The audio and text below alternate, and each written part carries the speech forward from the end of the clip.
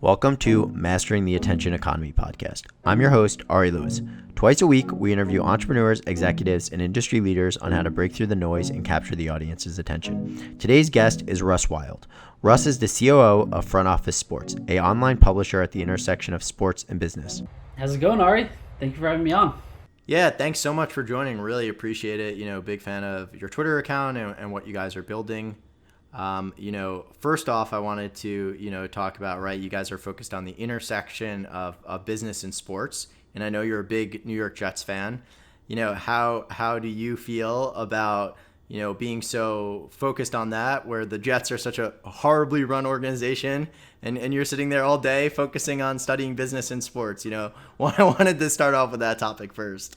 Yeah, it's funny. I'm a Jets and Yankees fan, so at least I'm not a Jets Mets fan like most folks. Today, especially with the news kind of coming out about the ownership, I guess, and things like that, it's definitely a little bit tough to probably be a Jets fan at this point, and just got to keep hoping. We got Sam Darnold at the helm. Hopefully he keeps growing, and hopefully the future is bright. But as a Jets fan, it's never easy, that's for sure. It could be a bit worse, because you could go from a Jets fan like me living in New York to a Cleveland Browns fan now that I live in Cleveland. So it's a bit more optimistic for you. But let's first start off with talking about your business, right? You're on the business side of things, and your partner Adam is on the editorial side of things. When you guys started, Adam was in college, and I believe you joined. Did you join while still in college? Did you meet him in college? What was that connection like? Yeah, so we Adam started it. Actually, our 6-year anniversary was yesterday or the day before, I believe. And so he started just as a college project, as a way for him to sort of network with executives in and around the sports industry. And so he said, hey, let me interview executives, publish those on a blog, and see if we can get anyone outside of his parents to basically read it. And I joined on once he came back for the fall semester of his sophomore year, and he just posted in our Facebook group at University of Miami and said, hey, I have this website, don't really know what it is or what it's going to be, but if you want to help out, it's kind of helping me network and navigate sort of, the sports industry. So I reached out, we met up, just started kind of talking about ideas and what to do with the site, and it just kind of grew from there. And so originally, Adam for sure was more on the editorial side. I was kind of helping out, I guess, like with social media, coordinating interviews, and like just the growth strategy, I guess, in terms of scaling our social media audience and kind of translating that obviously into the website audience and things like that.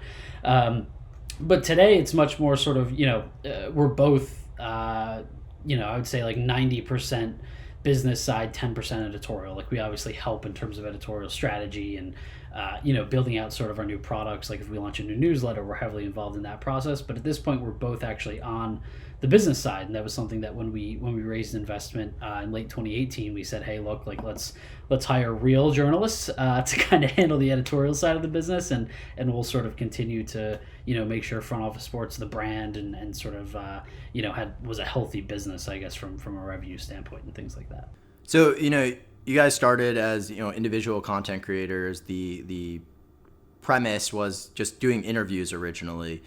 How did you grow from there, and sort of how is that a good leverage and inflection point for really accelerating the growth of your audience? Because I think one of the things we see now is a lot of original analysis, and I like leveraging interviews because it's a good way to create sort of that social sharing. So how do you think that was more beneficial than starting with the original analysis and the original reporting that you guys also do as well now? Yeah, I think it just helped from the perspective of like we were two college students that really nobody in the sports industry had any reason to talk to, and it gave us like, it's different, right? Going to somebody and say, hey, let's catch up for 20 minutes and network versus, hey, let me sort of like tell your story through an article on the site. And I think it just helped from a grassroots level, right? Like we still have people today that have literally been reading us for 6 years, and it's a drastic sort of difference from everything from just the quality of the content to just like the sophistication of what we're doing. But I think it just helped us lay that foundation, and everyone wants to build a community, right? Like that's the buzzword. But I think we really did that one, because we were just, all we asked for people for was their time, and that was it. And then two, like, we didn't have, I don't know, like, there was no catch. We weren't trying to turn it into a business. We really didn't even think of it as a business probably until 3 or 4 years into this thing. So for us, it was kind of like, look, like, we're going to tell your story, no catch related. Like, it's just, hey, let's sort of give us some of your time and we'll shed some pub for you, and that was it. So when you guys began, did you go into this saying, like, we're going to do this as individual creators, or was it always under the front office sports brand? Because I know a lot of creators who are probably listening are, building their Substack or building their individual community and probably going through, should I do this as an individual? Do I want to do this under a brand? How did you think about that process and sort of that difference between, being an individual versus being a brand? Yeah, it was always sort of under the brand. It wasn't something that we like thought of a lot. We just kind of did it. And like, I think Adam and myself are not, like, we're not looking for credit, or we never sort of like, we never really put ourselves first from like a branding perspective. It's always about the front office sports brand. And that was just organic to what we did at the beginning. And it was never sort of a thing where it was like, hey, let me write about my perspective on things. It was just kind of, hey, this is what it all goes under front office sports. And I think, at the beginning, we sort of like, how we put it is, we leased credibility from the folks that we interviewed and sort of leverage their credibility in the space to build our own. And I think, obviously Adam and I now as individuals and the rest of our team are seen as credible individuals in the space, but it was always sort of about building the front office sports brand. And I think that's helped for sure, just in terms of like growing everything that we're doing. And from a credibility point of view, and maybe even also from like that inflection point of, we really have something there, was it over time, or was there that like one interview or that one day where your stats were just off the chart and you're like, oh wow, we did it? No, slow, gradual climb for sure. It was not, in terms of our editorial, I think the big sort of story that we published or broke that kind of like, if you could say, was the inflection point, was we actually broke the AAF bankruptcy. And that was in April. I think it was April of last year. And that actually allowed us to go out and like, I don't know, we hired Michael McCarthy, our first real editorial hire. Him and Ian Thomas were our first two hires. And Mike specifically in his interview was like, I saw you guys break that story, and I was like, all right, you're legit now. And that we just got lucky, kind of breaking that story, that we found it before really anybody else. It's all public documents. But I think that was probably the one, if I had to pinpoint one story where it was like, this is it was the AAF bankruptcy. And then the second one, Michael McCarthy broke a story. This was probably June. I think it had to have been summer sometime last year. It was the Rock Nation NFL partnership that Jay-Z was sort of going to be helping them with a lot of their, diversity, I guess, efforts. And I think that was the second story that was kind of like the icing on the cake, I guess, in terms of us as a brand. But all things considered, it's definitely a slow sort of climb, if you will. So, we talked about the content side, but I'd also like to touch on like this monetization path, because I think a lot of folks, right, and we had a conversation before we started recording where, people are building these individual communities and, maybe they have some paying subscribers. Where have you guys seen the biggest interest from a monetization point of view? And like, one of the things I really like about you guys is you've diversified. I love the job board. I think that's a really great idea. And, many people probably aren't even thinking about doing job boards, and it could be really relevant to their newsletter. So can you talk more about those monetization strategies? And I'd love to actually hear specifically too about like that job board and how you guys came about that idea. Yeah. So from a monetization standpoint, the newsletter is a huge driver of that. For a variety of reasons. It's direct response. It's our most read product, I guess, on a day-to-day basis, right? At this point, we're having about 70,000 folks open that every day. So that's something we're just like, from a volume or scale perspective, it just drives the most. And you have premium CPMs on that asset just because of the, again, it's direct response in nature. It's directly in people's inboxes. So the click-through sort of, allows us to charge a premium CPM there. I think what we try to, I don't know, in terms of, I guess, diversification, we just have different sort of products depending on what the brands are looking for, right? So we We have a live show that we sell, Fundamentals, Topgolf, our most recent partner there. We sell webinars to a lot of our B2B, B2B clients, just from a lead gen perspective. White paper, same sort of thing. So it's like, we have, the way we look at it is we have our platforms, right? Newsletter, site, and social. And it's just sort of different products that tap into each of those three platforms, to drive whatever the necessary business outcome is. But I would, definitely the newsletter is our core asset from an advertising partnership perspective. I think in terms of the job board, that's something that we were always bullish on. And I think in the sports industry specifically, you have a couple of job boards that are definitely, kind of the legacy players in the space, I guess. And for us, it's something that we don't promote our job board outside of having the link at the top of our website. And that's somewhat like purposeful, because we feel that anyone coming to the front office sports site and reading us is going to be a very, very high quality candidate. And we have comments from sort of people that have used our job board that suggest that just the sheer quality of folks that they see from our job board are way better than other job boards.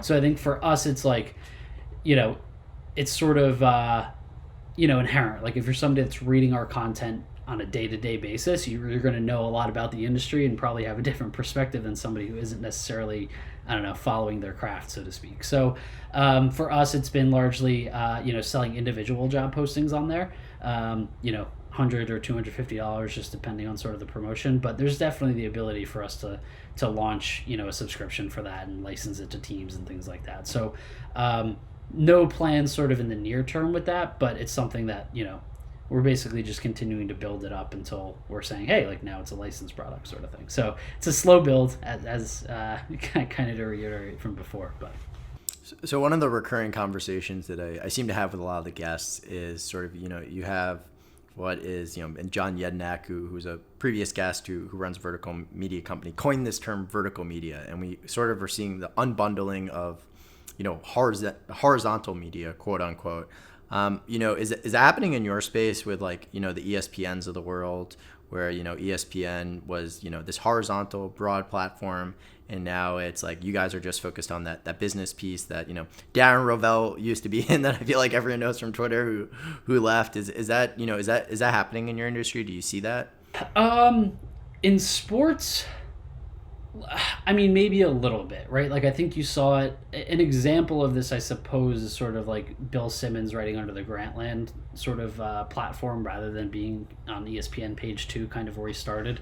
And I think even ESPN, they have the undefeated. They've tested out sort of other verticals for themselves. So, I think they're probably the one example. I think the one area as well is a lot of publishers. So like Slam, Bleacher Report, for instance, they're creating verticalized platforms for social specifically. That's something that we've covered a handful of times. And even you have the leagues like the NFL, like the NFL has a channel for tailgating, they have a channel for female fans, and sort of segmenting their audience like that. So we're definitely sort of seeing it. It happens a lot more, I think, on social than on sort of owned and operated platforms, just because these large organizations, they're able to kind of spin up these channels and grow them pretty quickly from an audience perspective. Outside of that, I think that's probably the most relevant example of kind of verticalization within sports. So for folks looking to, segment, unbundle, whatever term you want to use, what is the key to success there? What were things that worked for you guys, and now, looking at what now, what are the keys to success if someone's like, oh, I'm going to take some portion of ESPN and only write about it? Like, where do you see how someone could be successful doing that?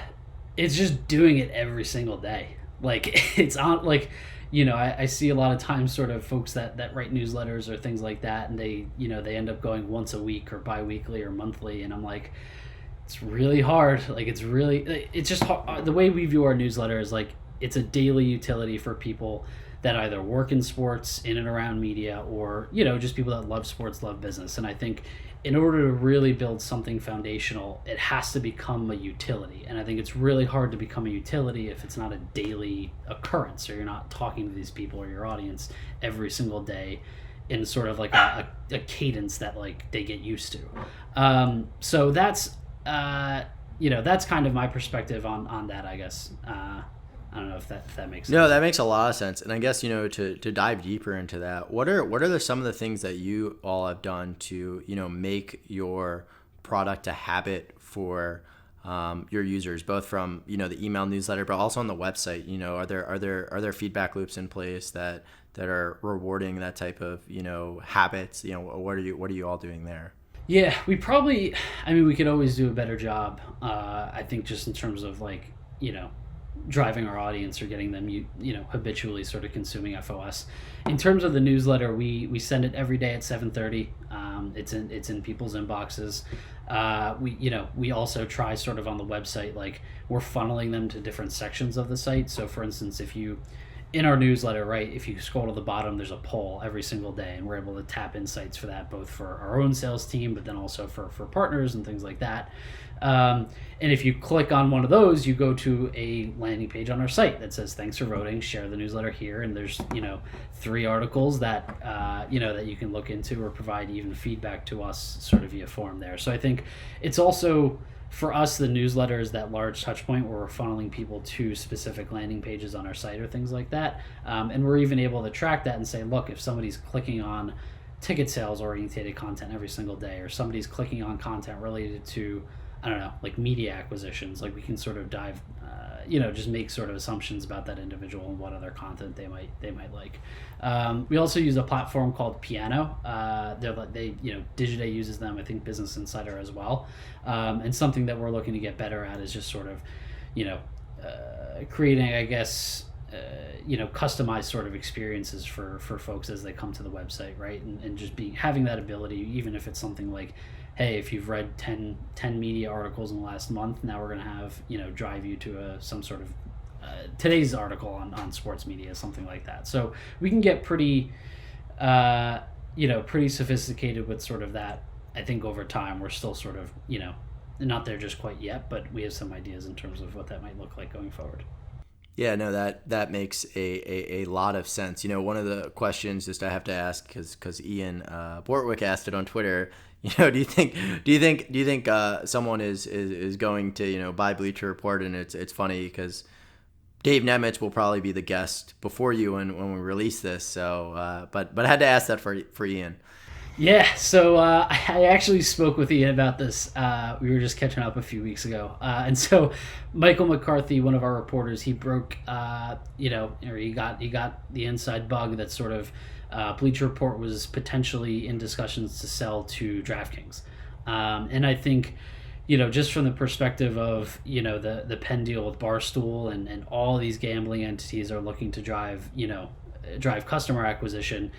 The easiest way for DraftKings to have instead of having millions of people download the DraftKings app, just acquire Bleacher Report, which has all of those users with super high sort of monthly usage, right? So I think, Bleacher Report, if AT&T is looking to sell off assets, I think it's a very valuable one, especially to sort of companies in the betting space. And as things open up across the country, I definitely think it makes sense for one of those players to come in and swoop them up. They know how much it costs to acquire a user. They know how much they're going to have to spend on advertising the next 5-10 years. The numbers add up. It's going to make sense for somebody. Yeah, and it's probably a conversation for another podcast you could dedicate just to affiliates, and specifically affiliates within the gambling space. But my last question that I always ask guests is, if you were starting day one at Front Office Sports, knowing what you know now, what would you be doing differently? What's that one lesson, that one takeaway that you sort of have? Yeah, I honestly think for us, we would probably, I don't know. It's a good question. There's so many friggin' things. I think maybe we would probably just invest more in the product itself in terms of technology and things like that. We have our new site coming out in I guess a week and a half, 2 weeks here now. And I think it's just going to make such a big difference for us. And even just from the perspective of funneling people to our newsletter, we really didn't get serious about that. We just kind of let it grow very organically up until probably a couple months ago. And then we were hey, let's aggressively start, funneling people to, hey, sign up for the FOS newsletter, sign up for the newsletter on our, using the audience that comes to our site and things like that. So I think that's the that's the one thing for us, is sort of just making sure the technology piece is there, and being perceived, I think, sort of as a more premium brand like we do today, and like we will even more so when the new site comes out. Like I think a lot of folks, they grew up with us, right? They've been reading us for 6 years, and so we probably, if they see a bug on the website or something, previously they'd be like, they wouldn't sort of, they'd just be like, oh, cool, like it's FOS, like it's not a big deal. But I think just paying more attention to sort of like the technology piece and what our sort of product itself looks like, from the website and newsletter and things like that, probably put more emphasis on that from the jump, just because the brand, it just means everything to us in terms of like, success going forward and things like that. Makes a lot of sense. Well, Russ, I want to say thanks so much for joining today. Really appreciate it. If folks are looking to find you on social, where can they look? Yeah, so at FRNTOFFICESPORT, pretty much everywhere for Front Office Sports, and then myself is Russ Wilde Jr. pretty much everywhere. Great. And social links will be in the descriptions on iTunes and YouTube. Well, thanks so much, Russ. Really appreciate it, and have a good day. Thanks, Ari.